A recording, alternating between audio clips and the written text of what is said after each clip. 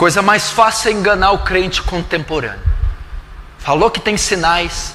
Quantas aberrações você vê nessas igrejas? Esses falsos profetas.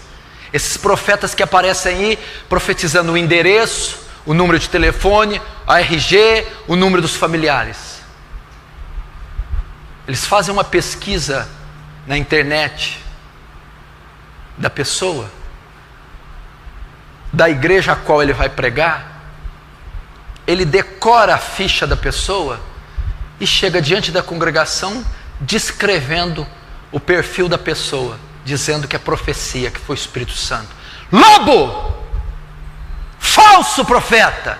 Mentira! Que propósito o Espírito Santo tem de adivinhar o RG de alguém? Isso traz glória para Deus? Conforma alguém à imagem de Cristo? Faz o reino de Deus avançar? Ainda que isso fosse verdade, que propósito o Espírito Santo tem de dar a um profeta o poder de adivinhar o endereço dele? É isso que eles fazem. As curas, por que ficam tão impressionados com curas? Ai de ti Betsaida e ai de ti Corazim. Vamos lá. Se em Tiro e em Sidom tivessem sido feitos os mesmos milagres que foram feitos com vocês, há muito teriam se arrependido com pano de saco e cinza. Você não entendeu? Ai de ti Corazim e Betsaida, duas cidades pagãs. Jesus operou inúmeros prodígios em milagres naquela cidade. Alguém foi salvo? Ninguém. Você está entendendo? As pessoas ficam tão entusiasmadas com curas, com milagres, com prodígios. Jesus fez em Corazim e Betsaida. Ele disse: se eu tivesse feito os mesmos milagres em Tiro e Sidom, que eram outras cidades pagãs, eles teriam se convertido, mas vocês não. Então, milagre pelo milagre, meu amigo. Eu vou repetir, já disse, o maior milagre é Deus pegar um pecador, filho de Adão, corrompido nos seus pecados, morto nos seus delitos, e transformá-lo numa nova criatura, que vive em santificação, que vive para a glória dele, mantê-lo santo no mundo, e depois resgatá-lo desse mundo e levá-lo em glória. Esse é o maior milagre. Um pecador morto nos seus pecados, ressuscitado para andar em novidade de vida. Aqui no Brasil, as heresias que mais se destacam, elas vieram aí dos últimos, talvez 50 anos, de forma mais acentuada, principalmente nos últimos 30 anos. É a teologia da prosperidade, é a confissão positiva, é a teologia da libertação. Esse é o carro-chefe que foi trazido para o Brasil através de Kenneth Hagin, e até hoje perdura, até hoje tem infestado a nação brasileira. Você primeiro deve saber a origem dessas heresias, que é a teologia da prosperidade. A confissão positiva ensina: declare. Você está doente? Declara a cura. Toma posse. Pega o que é seu. Exige. Decreta. Se é pobre, tem que ser rico. Está doente, tem que curar. São mais ou menos o bojo dessa teologia da prosperidade e do positivismo. Mas a maioria dessas heresias tem origem em seitas como gnosticismo, ciência cristã, nova era. Isso tudo não vem do cristianismo. As doutrinas das heresias modernas, elas são muito mais culturais do que religiosas, muito mais culturais do que cristãs. Isso que você vê hoje florescer no Brasil, como teologia da prosperidade, curandeirismo, teologia da libertação, teologia da batalha espiritual, do positivismo, da confissão positiva, ela vem do gnosticismo, da ciência cristã, da nova era. Ela é muito mais cultural do que cristã.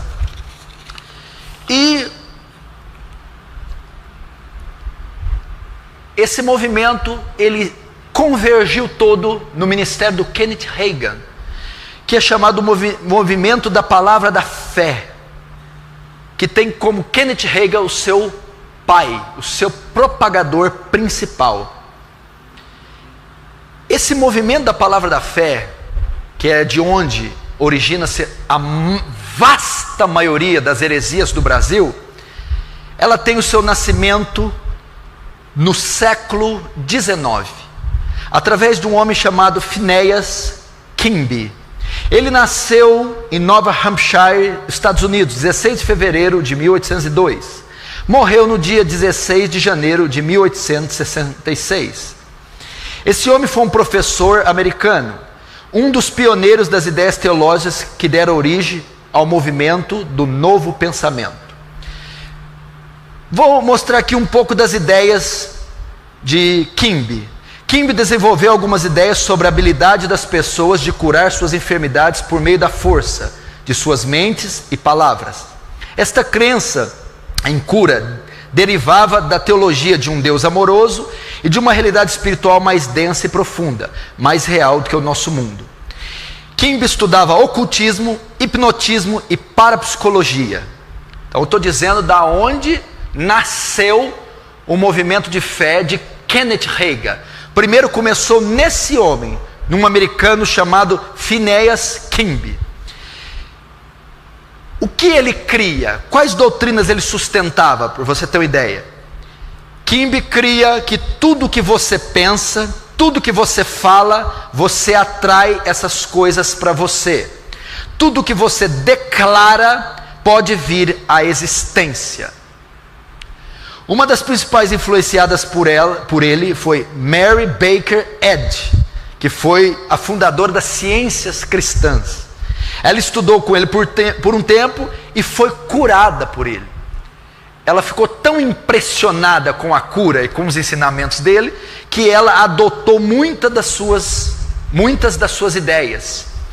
E quando ela cria a ciência cristã, ela usa no seu pano de fundo muitas das doutrinas de Quimby. O que em suma ensina a ciência cristã? Elas negam as enfermidades ou coisas más. Elas não confessam doenças ou tragédias. Sempre confessam bênçãos. E o texto que eles usam é Provérbios 18, 21. A morte e a vida estão no poder da língua, e aquele que a ama comerá do seu fruto. Então, por exemplo, se você pergunta para ele, você está doente? Não, eu não estou doente. Eles não confessam a doença.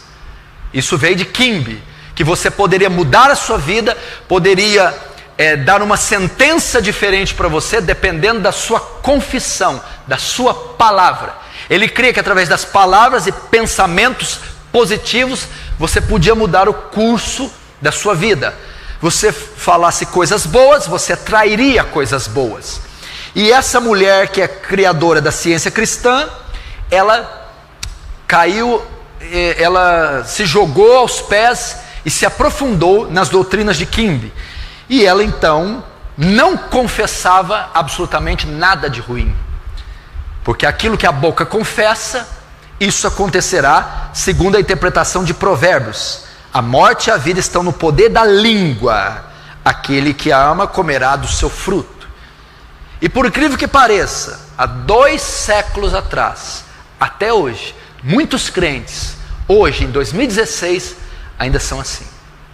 Eles não podem falar algo negativo, senão estão declarando, senão atrairão para si aquilo que foi fruto das suas palavras. Depois desse homem, eu estou dizendo onde se originou aqueles que influenciaram Kenneth Hagin, que foi o pai do movimento Palavra da Fé, movimento esse que até hoje influencia a maior parte das igrejas do Brasil, principalmente as pentecostais.